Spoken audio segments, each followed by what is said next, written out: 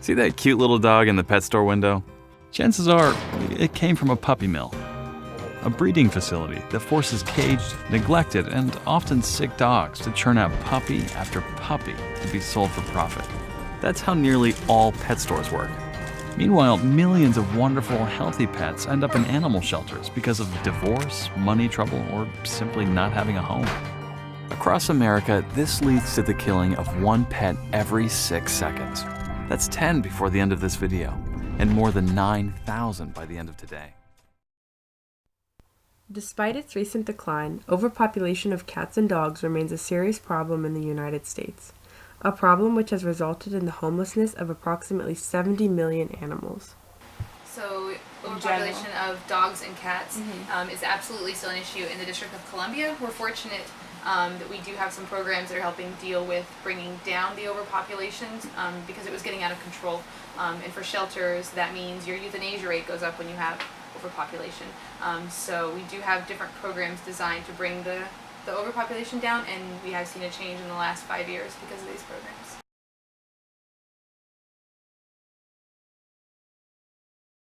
So as I mentioned, the euthanasia rate can affect the overpopulation. The overpopulation can be affected by the euthanasia rate. You also can see different outbreaks of different diseases, panleuk among cats and parvo among dogs, because they're in such close proximity to each other. That cannot cause their untimely death. One of the greatest contributors to increasing dog populations and therefore dog homelessness and euthanasia in the United States is the breeding of dogs, specifically in puppy mills. These are commercial breeding facilities which mass-produce dogs solely for profit. About 90% of all puppies for sale in pet shops have come from puppy mills. Dog breeding in puppy mills is one of the most unfortunate things we have going on in our society. At our clinic, we'll see sometimes the breeders will bring the puppies in, and they will bring them in Tupperware bins because they'll have so many of them. And we try to express to them, these are pit bull puppies that after they grow up, they get older, they're going to end up back in our shelters. And they will probably not be socialized very well, and so unfortunately these dogs will have to be euthanized because they weren't raised properly, or maybe they caught the parvovirus and they didn't get vaccinated. So puppy mills can be very irresponsible by not vaccinating or just contributing to having too many dogs eventually get surrendered by their owners.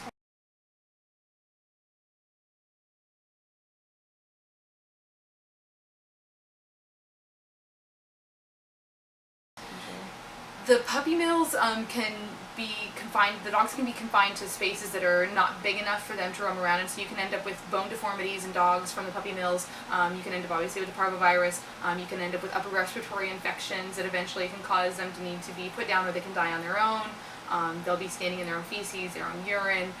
So the puppy mills can be a really unhealthy place for a dog. And there's a great video that even shows, the dog gets cleaned up and then it gets given to the new person that adopts it, when they don't realize that they actually could have all of these things that they've infected inside of them, and the dog could eventually die, and the person would be, in terrible dire straits because the dog was raised inhumanely and they didn't even know it.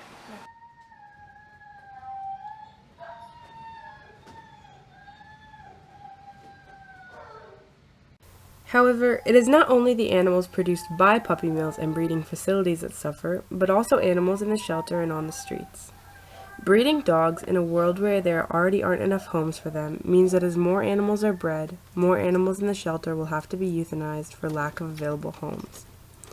As we continue to breed dogs, shelter animals will also continue to be euthanized to make room for the previously purchased dogs that will be surrendered, given that about 1/4 of dogs in the shelter are purebreds who have been given up by their previous owners. The surrender rate for the animals in our shelter, you're looking at approximately 40% of the animals coming into our shelter are surrendered. And so how does this affect your ability to take in strays? Surrender of animals absolutely affects our ability to take in strays. The majority of our animals that are in the Washington Humane Society system are actually in foster care because our buildings are so small. So anytime you have any unnecessary animals coming in, it can affect the animals that were dumped or abandoned or born on the street. And those are going to be a little bit more in need of our attention because they're probably going to have other health problems.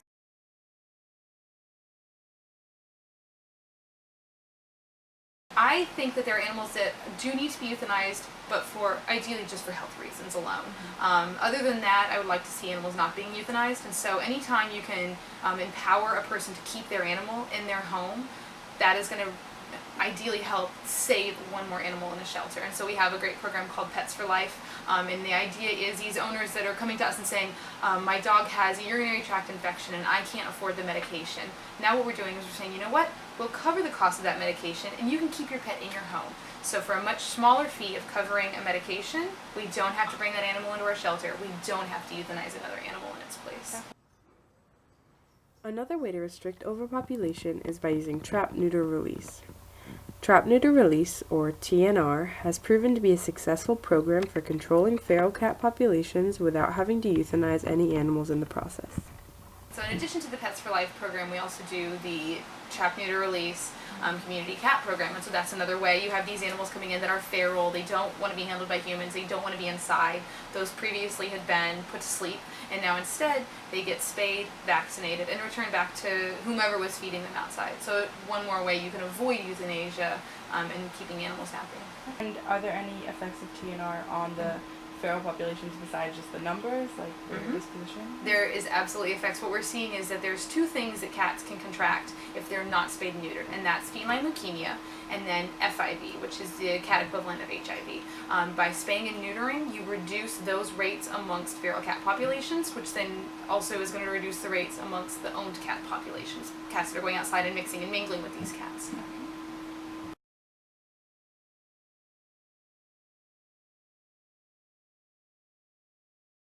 Spaying and neutering owned pets, sometimes again when we see the people bringing the dogs in that are not spayed and neutered, one way I would use as an animal control officer is telling them, you know what, your dog can get breast cancer or testicular cancer if you don't spay and neuter. And breast cancer is something that affects all of us. It's very close and dear to our hearts because maybe we know a loved one that's died from it. When you tell them that your pet could die from it, it really has an effect on them. They didn't realize that. They only think about it for breeding purposes. But when you tell them it can actually increase the longevity of their pet's life, that's something that is a big click in their head and will bring them into the clinic to get their pet fixed. Please get your animal from a shelter. Adopt, don't shop. But with one simple choice, you can help. Just by deciding to adopt instead of purchase your next pet. Animal shelters are full of amazing pets looking for a home. Mixed, pure breed, big or small, puppies to adults. You can find that faithful companion you've always wanted. A fluffy snuggler, your new hiking buddy, or even one that looks good in hats. When you adopt your new best friend, not only are you saving a life, you're taking a stand against puppy mills. Now imagine sharing the joy of adopting with your friends. Seeing the smart choice and impact you've made, they adopt their next pets and share with 5 of their friends who share with 5 more. Before long, thousands get involved. Pet stores stop selling dogs from puppy mills, and even more lives are saved. And all because you chose to adopt. Man's best friend deserves better. They deserve good care, safety, and love from a family of their own. And with your help, we can save them all.